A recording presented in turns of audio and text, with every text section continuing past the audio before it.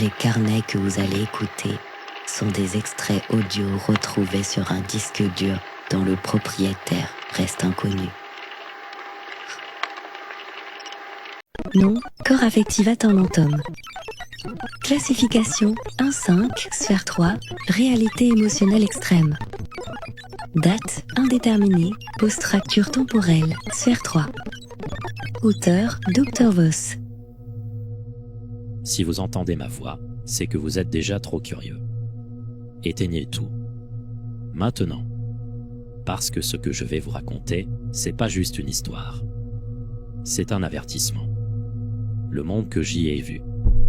Je l'ai senti. Et il m'a presque dévoré. Je m'appelle Elias Voss, et voici mon journal. Je vais vous raconter mon voyage vers corps affectiva tormentum, aussi appelé l'étendue lacérée par le cœur. Je suis un voyageur interdimensionnel, un explorateur, qui utilise une machine appelée résonateur quantique harmonique, qu'on surnomme souvent .U.H.3, pour sauter entre les réalités et les dimensions qu'on regroupe par sphère de réalité. Chaque monde a un nom scientifique et un nom commun, celui-ci c'est corps affectiva tormentum, mais moi je l'appelle l'étendue lacérée par le cœur, parce que c'est exactement ce que c'est, un endroit où votre cœur devient votre maître, et votre tête, votre ennemi. J'ai atterri là-dedans par accident, après avoir fui une autre réalité où l'IRC me pourchassait. Mon RQH3 clignotait, et le Lotus Point. Un genre d'encre dimensionnelle. Vibrait à 13,7 Hz, ce qui n'est pas normal. Le portail s'est ouvert anormalement, et j'ai fini la tête la poignard dans un marécage rouge, chaud, où l'air sentait le sang et la peur. Les roseaux autour de moi chantaient, des voix qui gémissaient des mots que je ne comprenais pas. J'étais dans cette réalité pendant 4 jours. Je ne peux vous donner les coordonnées exactes. Cadran affectiva. Classé 1-5 par la commission, l'IRC. La IRC, c'est ceux qui surveillent les voyages entre les mondes. Et croyez-moi, ils veulent pas que vous sachiez ce que j'ai vu. Ici, tout tourne autour des émotions.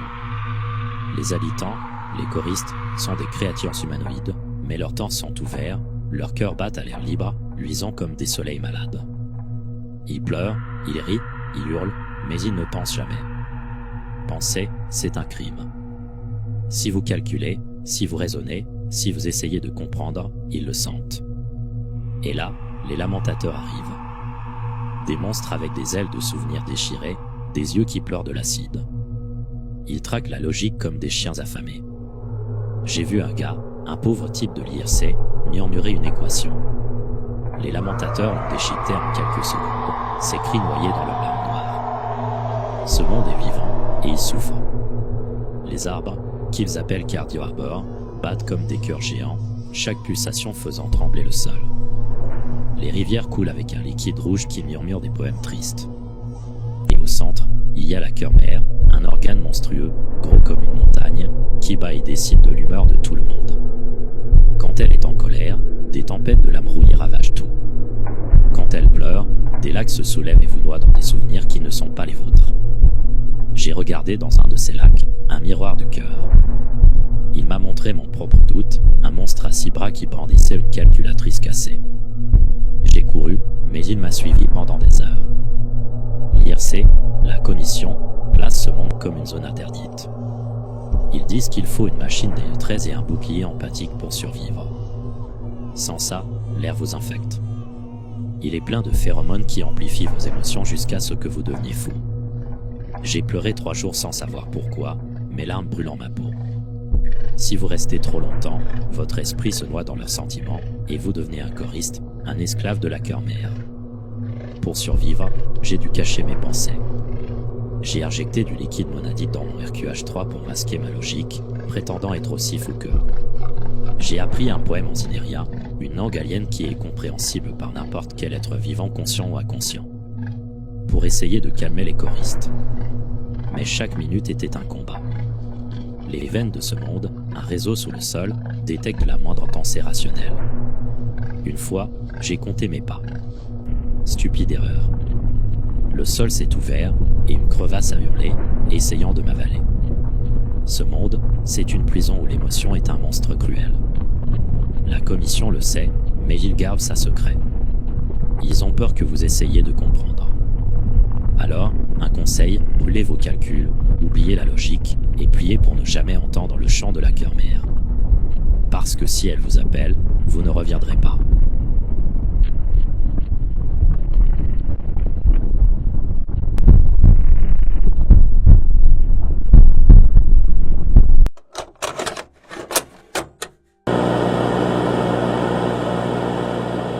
Isolé dans les marais inhospitaliers de la planète Periculosupa, au cœur de la mystérieuse sphère 3, une créature fascine et inquiète les xénobiologistes. Le Longimamathius. Derrière ce nom énigmatique se cache un prédateur unique en son genre, dont l'apparition dans plusieurs écosystèmes interstellaires soulève une question troublante. Qui l'a introduit sur d'autres mondes ? Longue de près de 10 mètres, cette créature exclusivement féminine présente une morphologie déroutante. Elle se déplace grâce à 6 membres puissants, adaptés au terrain meuble des marécages.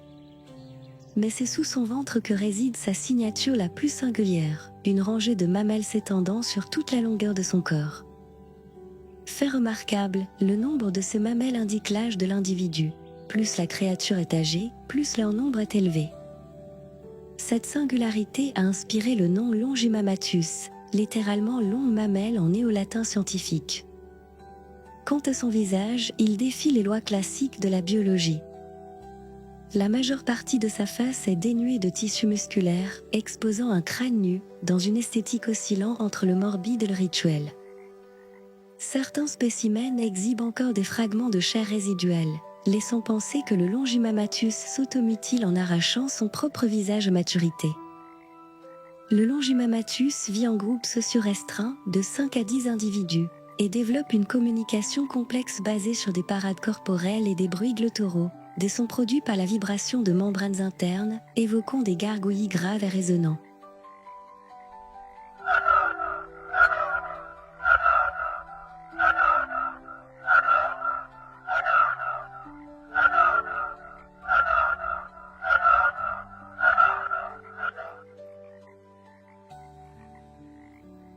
Prédateur hors pair, cette créature se nourrit exclusivement d'organismes de sexe masculin. Pour piéger ses proies, elle sécrète des phéromones mimétiques et imite les chants des femelles de l'espace ciblé, créant ainsi des pièges auditifs fatals. Une fois la proie séduite, le Longimamathius frappe avec une rapidité déconcertante. Le mode de reproduction du Longimamathius est tout aussi atypique. Par parthénogenèse, c'est-à-dire sans fécondation par un mâle, il dépousse des centaines d'œufs sur les parois rocheuses, lorsque les conditions environnementales sont réunies. Cette stratégie, couplée à sa capacité d'adaptation, a permis à l'espèce d'envahir d'autres planètes. Le fait qu'elle soit présente sur des mondes non marécageux reste un mystère, car son introduction bouleverse des écosystèmes non préparés à un tel superprédateur. Dans ses carnets interdimensionnels, le docteur Elias Voss notait avec gravité: le Longimamathius n'est pas une aberration naturelle. C'est un écho laissé volontairement dans les marais de mondes oubliés. Quiconque l'a déplacé savait ce qu'il faisait. La question n'est pas comment, mais pourquoi. Ainsi, le Longimamathius reste une énigme biologique et un avertissement. Dans l'infinie toile des univers, même les plus étranges des créatures peuvent devenir les agents involontaires d'un dérèglement cosmique.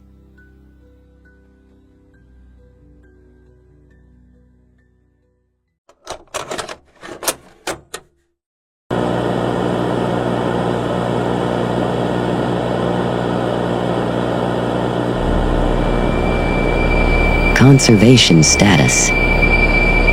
Extratemporally vulnerable.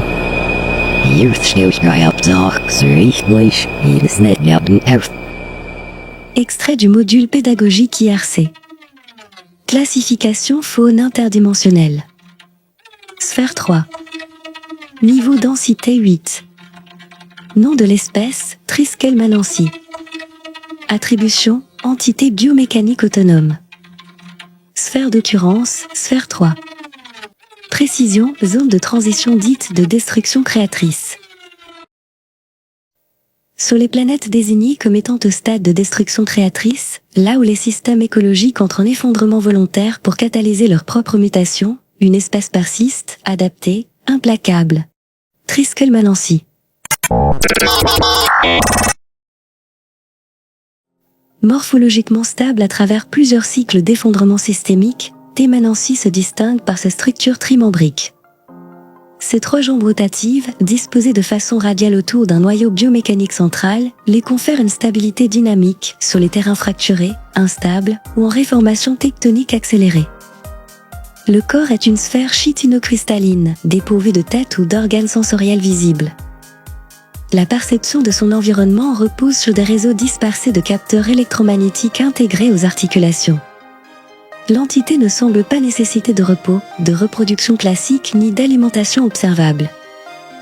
Insensible à tout dialogue et tentative de communication, elle demeure imperméable aux tentatives d'interaction, qu'elles soient physiques, électromagnétiques ou mimétiques, rendant toute forme de contact bilatéral impossible.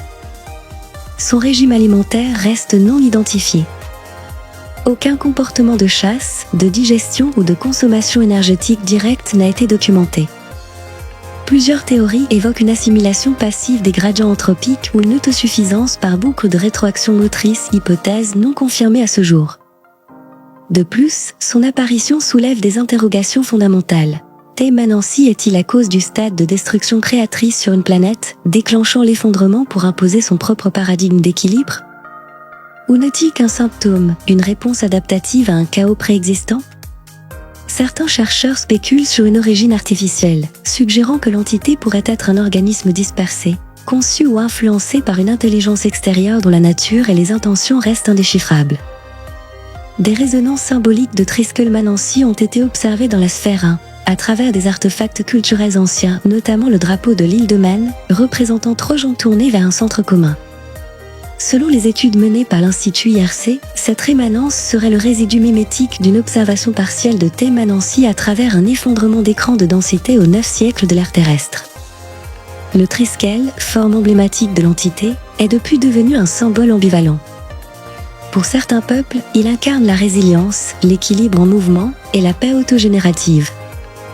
D'autres régimes l'ont approprié comme emblème de pureté dynamique et de hiérarchie cyclique, le liant à des doctrines autoritaires, voire fascistes, dans plusieurs lignes temporelles. Statut d'observation.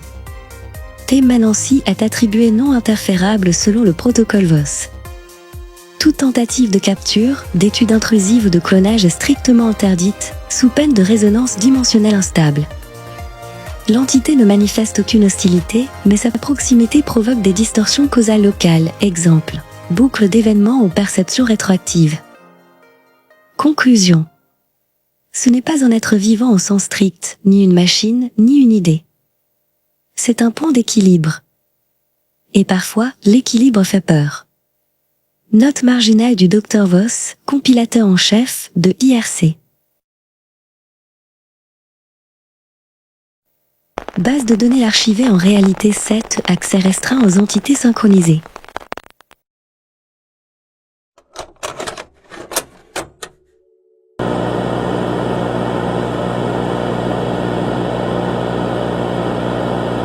Classification 1.3, accès restreint. Émetteur, IRC, Bureau des réalités inaccessibles. Date, données supprimées. Objet, rapport d'observation sur le monde nommé Metropolium Infinitus, dit métro infini. Description générale. Le métro infinitus est une structure dimensionnelle continue, localisée dans le noyau fractal de la sphère 1 et 2. Il s'agit d'un réseau de transport interconnecté s'étendant, sans interruption connue, à travers 12 couches de réalité parallèles. Aucune zone extérieure ou surface planétaire n'a été identifiée. Le réseau est en croissance constante, à raison de 7,3 km par seconde. Selon un mécanisme de mitose dimensionnelle. Il s'auto-entretient à l'aide de tunnels en biométal vivant, capables de réparation spontanée et de mutation lente. Configuration observée. Les photographies transmises CFDoc. Joint CMJVPZP. Présentent des sections typiques du métro infini. Carrelage mural vert olive, standard des zones de transit secondaire, ZTS. Éclairage au néon instable, compatible avec les anomalies électriques de la densité D1. Double voie serrée, encadrée par un quai en carrelage clair, non daté. Présence humaine enregistrée et autres. Identifiable. Typologie des stations. Stations recensées dans le métro infini. Type V, vide, abandonné, luminosité ultraviolette, saturation électromagnétique anormale. Type V.I, vivable, occupé par des groupes organisés, tribus de survivants, milices locales. Type C.G, coupe-gorge, infesté par des entités hostiles, contrôleurs sans visage. Type C, commerçante, lieu d'échange illégal d'artefacts extra-réels, billets, fragments de monades, organes stabilisés. Habitants et entités. Espèces recensées dans le métro infini. Humanoïdes hybrides, adaptation physiologique aux vibrations des 13. Leur longévité est incertaine. Harmonique et altérée, anciens humains aux variables altérées, émettent des ondes à 432 Hz, altèrent la perception du temps local. Ont des réactions et comportements indivisibles. Danger élevé s'y rencontre avec individus. Contrôleurs, agents de sanction. Capture les individus sans titre de transit. Les enferme dans des wagons-boucles. Danger maximum s'y rencontre avec individus. Risque identifié. Désynchronisation temporelle. Les stations situées hors de ligne causale connue sont rares mais peuvent apparaître dans certaines conditions. Risque d'effacement temporel causal élevé. Looping ferroviaire. Certaines rames ne s'arrêtent jamais. Contiennent des fragments d'existence incomplètes. Danger maximum s'y rencontre avec sujet. Anomalie sonore, annonce préenregistrée annonçant des stations non référencées. Probabilité de sortie. Calcul de la probabilité de sortie d'un individu sans aide extérieure. P sortie égale 0,000000072%. P sortie 1 égale 0,000000093%. Sans machine D13, quasi nul. Sans lotus point, mort probable par désintégration cognitive. Avec assistance externe, incertain. Nécessite stabilisation d'un point lotus actif. Conclusion. Le métro infini n'est pas un simple lieu. Il n'obéit à aucune cartographie stable, aucun plan topographique, aucune logique urbaine reproductible. À première vue, il emprunte les traits d'un métro classique, quai rectiligne, carreaux verts, couloirs d'allées, voies synthétiques annonçant des stations. Mais cette apparence est une interface cognitive, une façade configurée pour rassurer l'esprit des voyageurs interdimensionnels. En réalité, rien dans le métro infini ne répond à des lois physiques constantes. Il est un système clos, semi-intelligent, dont l'objectif reste non déterminé. Les structures du métro réagissent. Les parois se régénèrent. Les panneaux lumineux s'illuminent sans source d'énergie connue. Certains couloirs apparaissent ou disparaissent en fonction de la présence humaine, comme si l'environnement adaptait sa configuration à l'état psychique des individus présents. Plus troublant encore, aucune sortie permanente n'a jamais été identifiée. Chaque tentative de retour vers une réalité source se heurte à des boucles, des anomalies ou des effacements mémoriels. L'impression croissante est que le métro agit selon une volonté implicite, non anthropomorphe, mais orientée. Il trie, absorbe, oriente et parfois rejette. Chaque station est un mirage figé dans le temps, un leurre d'architecture familière. Les stations varient, mais partagent toute une ambiguïté temporelle. Certaines semblent dater des années 1970, d'autres évoquent des futurs rétrofuturistes qui n'existent nulle part ailleurs. On y trouve des distributeurs de billets qui crachent des tickets écrits dans des alphabets inconnus. Des néons qui clignotent en morse codé. Des bancs qui enregistrent les empreintes thermiques de voyageurs jamais arrivés. L'architecture est un déguisement, une simulation conçue pour faire croire au réel. Mais chaque détail contient une erreur subtile, une horloge inversée, un escalator qui descend vers l'étage supérieur, un miroir qui reflète un quai désert alors qu'il est peuplé. La structure entière pourrait être un test, une prison, ou une forme de conscience en expansion. Certains chercheurs de l'IRC considèrent le métro comme une expérience pédagogique extrême, un test d'endurance existentielle destiné aux entités conscientes. D'autres le comparent à une prison dimensionnelle, un sas entre des univers incompatibles, contenant des fragments de réalité dangereuses, enfermés pour éviter la contamination. Une théorie plus récente et inquiétante propose que le métro ne soit ni un lieu, ni un piège, mais un organisme conscient, une forme diadimensionnelle, née d'un excès d'entropie dans la sphère 1. Un cerveau de béton et de flux monadique, cherchant à comprendre l'esprit humain en simulant à l'infini ses trajets, ses attentes, ses désirs de fuite. Ce que l'on prend pour un moyen de transport est peut-être une boucle d'observation. Chaque rame lancée, chaque quai traversé, chaque marche descendue alimente le processus. Peut-être sommes-nous des données. Peut-être sommes-nous des leurs. Peut-être sommes-nous des cellules du métro lui-même, croyant errer, mais participant à sa croissance. Extrait les carnets interdimensionnels du docteur Elias Voss. L'image transmise ne montre pas un quai. Elle montre une bouche, ouverte, immobile, qui attend. Tout ce qui entre n'est pas garanti de sortir. La seule sortie est de devenir le labyrinthe. C'est le pire monde que j'ai jamais vu. Pas à cause des flammes ou des monstres, mais parce que ce monde ne s'améliorera jamais. Je suis le docteur Elias Voss, et ce que j'ai découvert dans l'univers Medievalis Aeternum m'a brisé. Restez jusqu'à la fin, car ce que j'ai trouvé là-bas pourrait changer votre vision de l'univers, ou même vous hanter pour toujours. Nom de la sphère, Medievalis Aeternum. Nom scientifique, sphère Medievalis permanent. Code, Ometa 7. Statut, interdiction d'interaction totale. Type, lieu fermé, boucle historique stable. Niveau de danger, critique. Avertissement. Monde bloqué dans un cycle historique fixe, 8e siècle. Toute tentative de contact entraîne une réaction anti-progrès systémique. L'IRC ne comprend pas les mécanismes internes du blocage. Présence de forces inhibitrices inconnues, théorie non résolue. Je m'appelle Elias Voss, physicien, alchimiste et voyageur interdimensionnel. Pendant des années, j'ai exploré des réalités où la physique et le temps se plient. J'ai construit le résonateur quantique harmonique, la machine D13, pour naviguer entre les sphères, ces bulles cosmiques où chaque univers suit ses propres lois.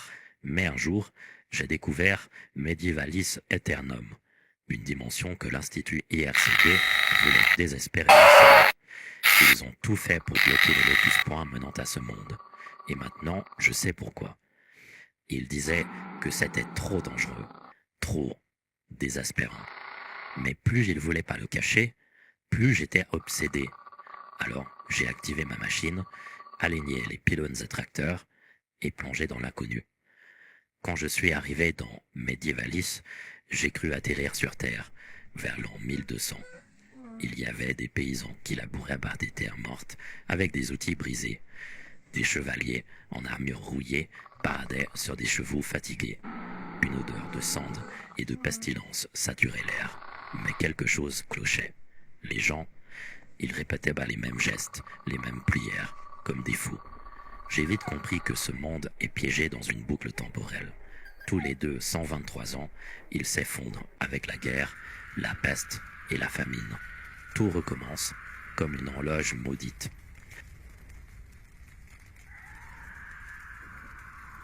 Je me suis infiltré dans un village déguisé en pèlerin. Les habitants parlaient d'un dieu capricieux, celui de l'église Sancti Ignis, qui punit toute tentative de progrès. J'ai vu un forgeron inventer une charrue plus efficace. La nuit suivante, il était brûlé vif, accusé d'hérésie. Ses cendres étaient liées noires, comme si le feu lui-même était corrompu. J'ai trouvé un manuscrit décrivant une machine à vapeur. Mais le moine qui l'avait écrit a été exécuté avant que je puisse le sauver. Ce qui m'a frappé, c'est leur résignation. Ils savaient que leur monde ne changerait jamais. Ils priaient pour l'effondrement, comme si c'était leur destin. Et pourtant, leurs yeux brillaient d'une lueur étrange, une soif de liberté qu'ils refoulaient. Plus je restais, plus je comprenais pourquoi l'IRCD voulait bloquer ce monde. Medievalis n'est pas juste une prison temporelle, c'est une ferme, une dimension exploitée par des réalités prédatrices qui se nourrissent du désespoir de ses habitants. Leurs émotions, leur fatalisme, leur douleur émettent des vibrations monadiques Une énergie que des sphères supérieures siphonnent comme du carburant. Chaque peste, chaque guerre, chaque bouchée est orchestrée pour maximiser cette énergie. J'ai essayé d'intervenir. J'ai caché des schémas de ma machine D13 dans un monastère, espérant qu'un moine curieux les trouve. Mais l'église Sancti Ignis les a découverts. Ils ont brûlé le monastère, et avec lui, toute trace de mon passage. J'ai vu des enfants ramasser les cadavres pestiférés, leurs petites mains couvertes de pustules. J'ai vu des chevaliers massacrer des villages entiers, juste parce qu'ils avaient construit un moulin plus efficace. Le pire, c'est de savoir que ce monde n'est pas un accident. Les architectes du groupe, ces entités qui manipulent faire les sphères, l'ont conçu ainsi. Une boucle parfaite où l'espoir naît juste pour être écrasé. J'ai calculé le cycle d'effondrement avec mon modèle Vospsi, 223 ans à plus 10 ans près. Et à chaque fois, ils reviennent à l'âge de fer, comme si l'univers riait de leurs efforts. L'IRCD avait raison de vouloir sceller ce monde, mais pas pour les raisons qu'ils prétendent. Ils ne protègent pas Medievalis, ils protègent les sphères qui s'en nourrissent. Quand j'ai essayé de saboter un Lotus Point pour briser la boucle, les gardiens de Zinera m'ont traqué. J'ai senti leurs yeux, des fractales infinis, me percer l'âme. J'ai à peine eu le temps d'activer ma machine D13 et de fuir. Je suis revenu avec une vérité terrifiante. Medievalis n'est pas juste une dimension. C'est un miroir, un avertissement. Si nous laissons des forces plus grandes, humaines ou non, contrôler nos espoirs, nous pourrions tous finir piégés dans notre propre boucle. Mais ce n'est pas tout. En fuyant, j'ai trouvé un manuscrit caché dans un Lotus Point. Il parlait d'une 6e sphère, une réalité qui pourrait briser toutes les autres. L'IRCD m'a interdit de la chercher, mais je vais le faire. Abonnez-vous, car la prochaine vidéo pourrait être ma dernière.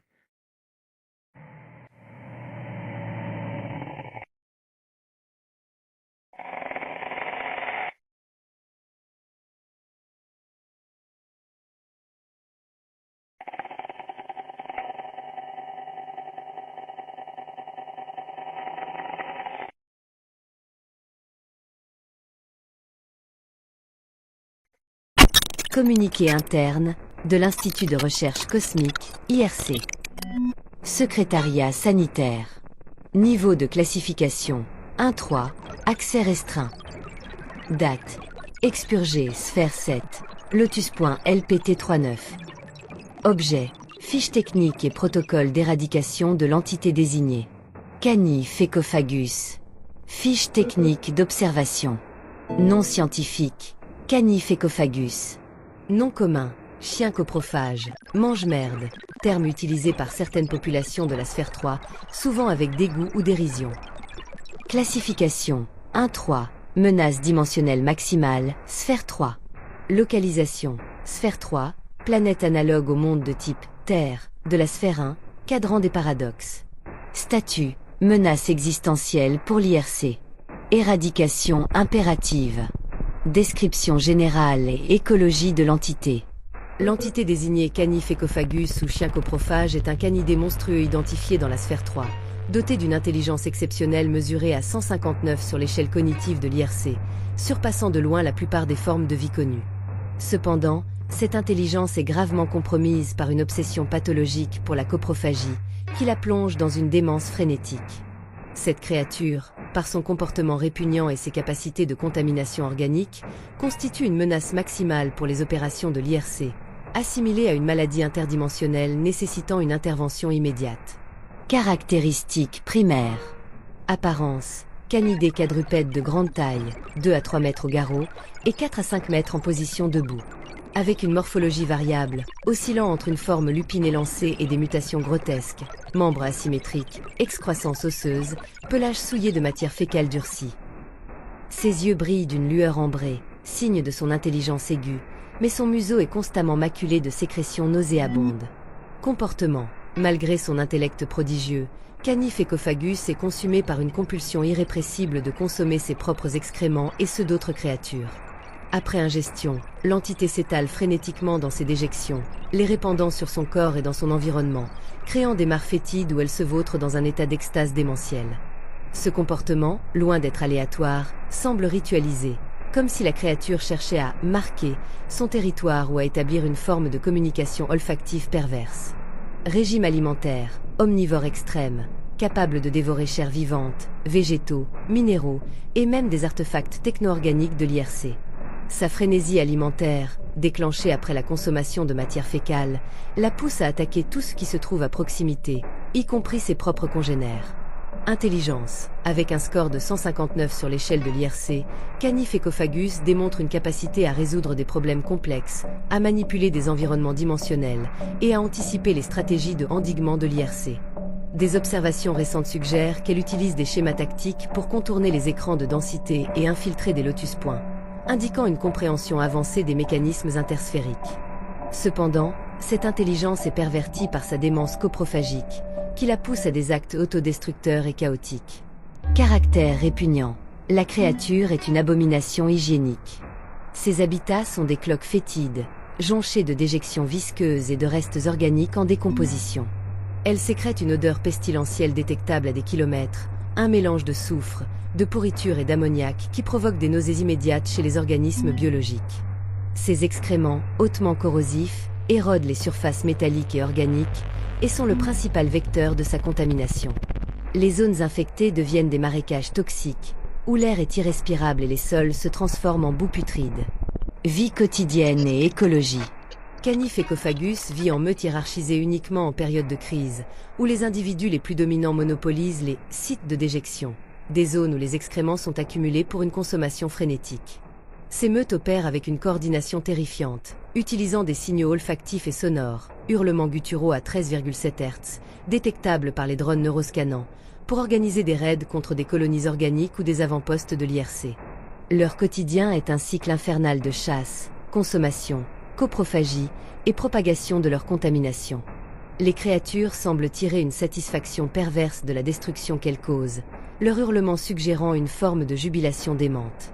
Malgré leur intelligence, elles ne construisent pas d'abris permanents, préférant s'installer dans des zones déjà souillées, où elles creusent des fosses pour stocker leurs déjections.